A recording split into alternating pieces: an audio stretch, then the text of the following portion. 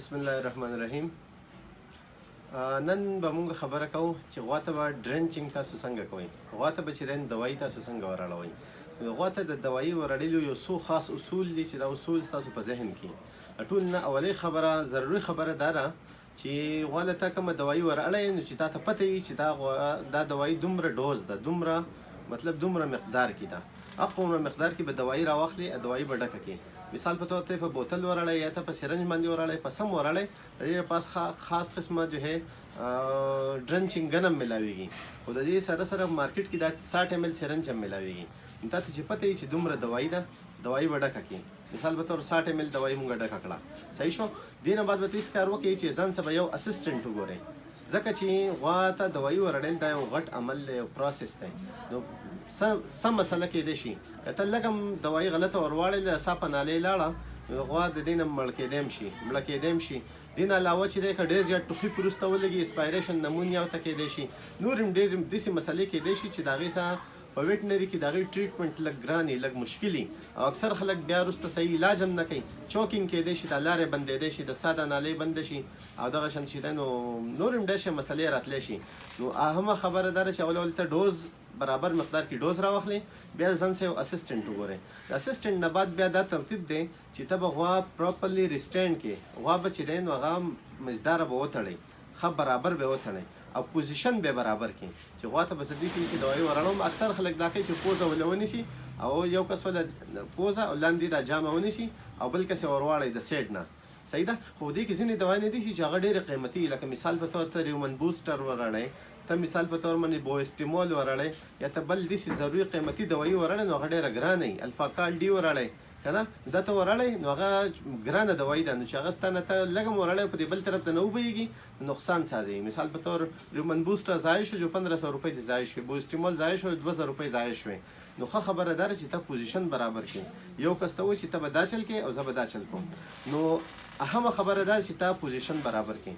نو دوه درې خبرې پکې مو وکړئ، مقدار، د هغې نه بعد اسسټنټ، د هغې نه بعد غوا تړل ریسټین کول، او د هغې نه بعد پوزیشن برابرول. یو څو خبرې دا چې ته کله غوا ته دوايي وراړئ نو د غوا ژبه به نه نیسئ، چې د غوا ژبه کله ونیسئ، د انسان هم چې ته ژبه ونیسئ او خولې ته څه وراړئ نو هغه ډایرکټ د ساه په نالۍ باندې ځي. خو چې ته څه ورواړئ د سیډ نه او تا ولې ژبه نه نیول، هغه په خپله دغه باندې را ژبه ړقئ، په خپله مرضۍ باندې، نو دا ژبه هغه داسې ړقئ چې د دوايي د تېرولو کوشش کوي. دا نو په هغه کې چوکینګ نه راځي، اسپایریشن نمونیا مسلې نه سازېږي، ډرنچینګ نمونیا چې ورته وایي دا مسلې نه سازېږي، بلکې هغه په خپله باندې د ساه مخلي او د هغې سره سره هغه دوايي هم دننه روانوي. او بله خبره، غوا ته چې کله هم دوايي وراړوئ نو دا به ښه په کام او په جنټل مقدار کې، مطلب په جنټل پوزیشن کې، داسې نه چې په تادي مادي به نه کوئ، چې تادي مادي کې نو دا مسلې سازوي. غوا چې دی نو دا دوايي دا چې ته وراړئ نو کېدای شي په تادي کې نقصان راشي، تادي چې دی نو دا شیطان کړله. بله خبره ده چې اکثر خلک غوا ته دوايي وراړئ نو دا د صفایي خیال نه ساتي. نو صفایي خیال به خصوصي ساتي، ځکه دا خو یو مقدار دی، دا خو یو ته دوايي ورکوي د غوا د ښه کولو لپاره. نو داسې نه ده چې ته په څښا بوتل کې دوايي راواخلې، یا داسې نه ده چې ته چې دی نو لاس دې څښئ، یا په لاسو پسې څه شي نښتئ، یا بل څه، یا داسې څه. نو د صفایي به خصوصي ته ورمنډې خیال ساتئ. او بله خبره چې کله د غوا ته دوايي ورواړئله نو د هغې نه بعد به چې دی د هغې نه بعد به غوا لږ په قلاره باندې پرېږدئ، لږ به ورته سوچ وکړي، خیال به ورته وکړي. که غوا ډېره ټوخېده، چې څومره ډېره ټوخېده نو ته پوه شې چې دغه دوايي ته د ساه په نالۍ وراړله. نو چې که غوا نه ټوخېده او برابر وه جو صحیح ده. که غوا ټوخېده نو ته به بیا د هغې دپاره کوشش وکړې، که ډېره زیاته ټوخېده نو ته بیا ویټرنري ډاکټر راغواړئ، د هغې ټریټمنټ پکې. او که ډېره نه ټوخېده نو بیا به ته داسې کار وکړې چې د هغه د لږه څه مسله ووته نو خیر دی، بیا لږ ورته ودرېږه، لږ یې اوبه ورته کېږده، لږ بل څه څیز ورته کېږده چې د غوا چې دی نو نارمل خپل پوزیشن ته، خپل دغه ته واپس راشي. که لږه شان د اوښو ټوخېده خیر دی، اوبه هم به ورته کېږده، هغې څه به ټیک شي. او که ډېره ټوخېده نو دې مطلب دا چې تا د ساه په نالۍ دوايي وراړله نو فوري طور باندې به د هغې چې دی بیا دغه کې ویټرنري ډاکټر ته به د دې ټریټمنټ پکې. زموږ ګاونډ کې یو زنانه وه، هغې غوا ته ډیو وراړلی، پوره ډیو یې وراړلی. نو چې ډیو یې څنګه ورواړل نو زیات نه زیات 2 غنټې یې واخېستې، بیا غوا یې مړه شوه. نو ډېرې مسلې راځي. نو د خپل غواګانو خیال وساتئ.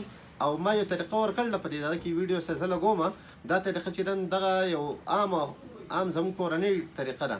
په دغه طریقه باندې موږ دا کوو چې دا لاس داسې کوو، دا لاس بند کوو، بیا دا غټه ګوته چې کومه ده د غوا د تالو تاړم کو پورته تالو ته دې باندې تالو له لږ موږ او په دې بل لاس باندې چې دوايي وراړو نو دا دوايي چې کومه ده نو غوا بیا ځل تیری په تیرولو کې هغې ته بیا اسانه لږ د تالو ولې لږ ومږي د غوا پورته جامه کې غاښونه نه چې لاس دې ولنن باسې د یو سایډ نه بل کس ته غوا نیولي نو دا چې دا یې دوايي وراړی نو دا څه مسله نه کوي اکثر چې دی نو دا غوا په اسانه باندې تیری غوا ته په تیرولو کې د اسانه نو خپل غواګانو خیال وساتئ که څه مسله وي نو زموږ کلینیک ته راځئ احمد ویټرنري کلینیک رباط ته او د الله په امان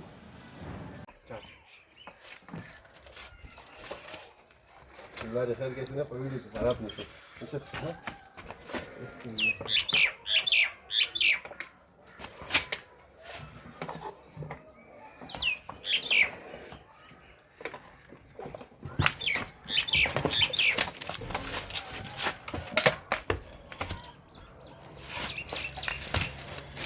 دا ګوته به څلورن واسطه کنه دا به آسانه باندې راځي دا ګوته څلورن بس دې سیټ نه بس